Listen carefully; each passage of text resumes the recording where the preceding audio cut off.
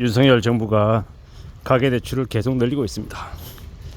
7월 1, 2, 3, 4, 4일 동안 해가지고 가계대출이 무려 2조가 늘었습니다. 지난 6월 말에 708조에서 710조가 된 셈이죠.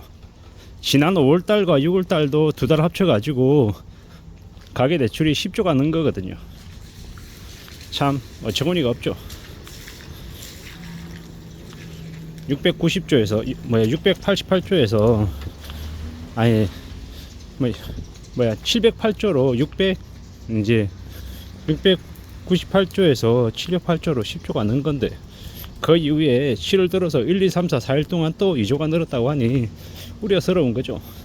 왜 이렇게 가계대출이 는 걸까요? 스트레스 DSR 7월 1일부터 적용하기로 했는데 갑자기 두 달 미뤄서 이제 막판 그 대출 수요가 생겼다라는 게 하나인 거고, 또 하나는 이제 정부가 계속해서 이제 부동산 부양하느라고 신생아 특례 대출이라 그래가지고 2030들을 향한 그 맞춤형 대출을 이제 늘려줬습니다. 그러다 보니까는 대출이 이제 더 늘어난 거죠. 게다가 밸류업이니 뭐니 하면서 주식시장 이렇게 띄운다고 하면서 또 이제 B2도 늘어났죠. 그 이제 B2 그 뭡니까? 그 하는 그 제가 잔고가 이제 20조라죠. 20조. 2월달에 18조, 3월인가 4월달에 19조. 지금 이제 20조. 계속 이제 여기저기서 이제 빚이 늘어나는 모습만 계속 보입니다. 이러다가 나중에 어떻게 되겠습니까? 뻥 하고 터지면 그 다 누가 뒤집어 쓰겠습니까? 결국 이런 상황들이 계속 되는 건 지금의 정부 잘못이 크죠. 물론 그래놓고 나중에 영끌들한테 다 책임질 거 알고 있습니다.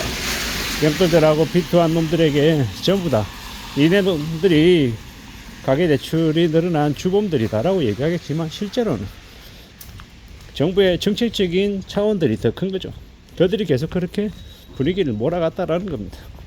참 무서운 얘기입니다. 정부가 국민들을 대상으로 해서 계속 빚내라고 계속 분위기를 저렇게 조장하고 만들어가고 있다라는 건, 그 빚 말고는 자기네들이 경제성장이나 아니면은 경제적인 측면에 좋아지는 부분들을 만들어낼 게 없다라는 걸 시인하는 꼴밖에 안 됩니다. 참, 그리고 저렇게 대출을 너무 이제 쉽게 생각하는데 대출은 매우 암울한 겁니다. 예를 들어서 가처분 소득, 이제 생활비가 예를 들어 100만 원인 사람이 100만 원에 살아가다가 갑자기 50만 원을 줄이려고 하면 고통스럽습니다. 매우 암울하고 매우 우울하고 매우 힘들죠. 왜냐, 이제 경제적으로 위축된다라는 게 그게 심리적인 부담이 엄청납니다. 물론 사람은 적응의 동물이라고 하지만 그렇게까지 적응되는데 시간이 걸린다라는 거죠. 그 시간이 걸리는 동안 매우 암울하고 매우 우울해지고 답답한 삶을 산다라는 겁니다. 그리고 살고 싶냐라는 거죠. 그리고 살고 싶은 사람이 몇이나 되겠냐라는 겁니다. 그렇게 좀 잠시 잠깐 참으면은 괜찮을 것처럼 얘기하는 놈들이 되게 많은데, 실제 현실은요 그렇게 괜찮지 않습니다. 매우 암울하고 매우 우울하고 매우 답답한 상황들이 이제 계속 되는 거죠. 1년 2년이 아니라 수십 년 동안 말입니다. 그걸 알아야 됩니다. 빚이라는 게, 빚의 존재가 별거 아닌 것처럼 얘기하지만 현실은 매우 우려스럽고 매우 무섭고 매우 겁난다라는 거, 그로 인한 대가를 지불하는 게 참 고통스러울 거다라는 걸 알아야 될 것 같습니다. 사는 게 참 쉽지 않습니다. 어렵죠. 막막합니다. 그 어려움, 그 막막함을 이제 모르는 사람들이 잘못해가지고 빚져가지고 한번 걸려든 탓에 수십 년 동안 되게 이제 암울하게 살아가는 겁니다. 그걸 좀 정신 차리고 조심하고 염려하며 살아가야 되는데, 지금의 정부 체제 아래에서는 이제 그런 것들을 잘 모르고 사는 이들이 너무도 많죠. 누가 제대로 되짚어 주지 않으니까 그냥 빚지고 사는 겁니다. 그러면서 끙끙 앓으면서 매우 우울하게 암울하게 살죠. 사람이 한번 망해버리면은, 망하는 게 되게 좋은 건 아니지만 한번 망하면 저 아래로 내려갔다가 추락했다가 다시 시작하면 됩니다. 근데 이제 그러지 않으면 이제 힘들어지는 거죠. 이건 살아있는 것도 아니고 죽어 있는 것도 아니고 그냥 억지로 꾸역꾸역 계속 앞으로 향해 나아가야 되는 상황에 놓이면은 그게 힘든 겁니다. 그게 무서운 거죠.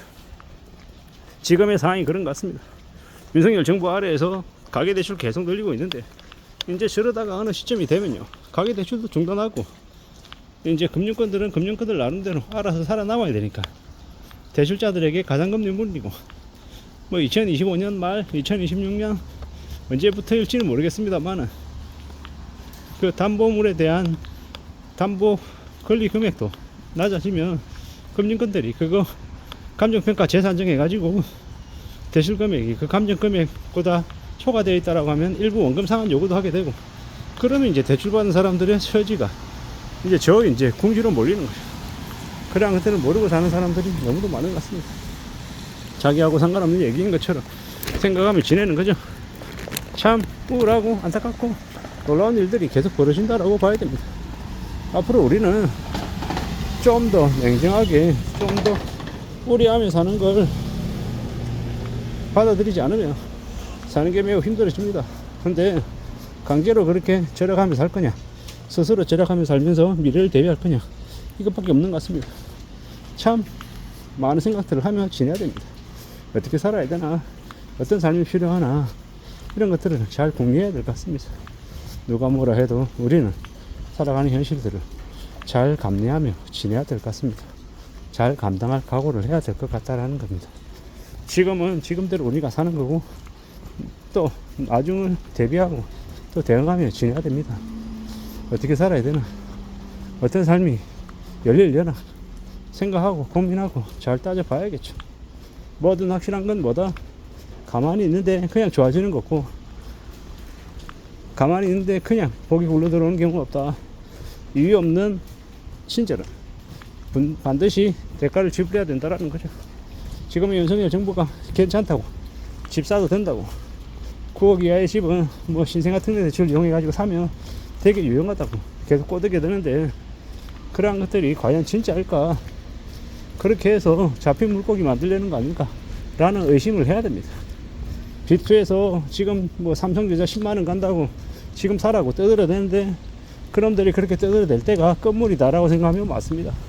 그렇게 돈이 되면 자기 혼자 조용히 하지 왜 그렇게 떠들어대겠습니까? 떠들어대는 놈들 다 상당수가 믿기 어려운 업계 이해관계자 대변하는 목소리다라고 보면 맞을 것 같습니다. 앞으로 우리는 더욱더 우려하고 조심하고 염려하면서 현실을 살아가야 될 것 같습니다. 그거 말고는 없는 게 지금의 시대입니다. 참 암울하고 답답하고 걱정스러운 시대를 살고 있다고 봐야죠. 좀 더 염려하고 좀 더 두려워하면서 이 엄난한 난국을 헤쳐나갈 궁리를 해야 될 것 같습니다. 이상입니다.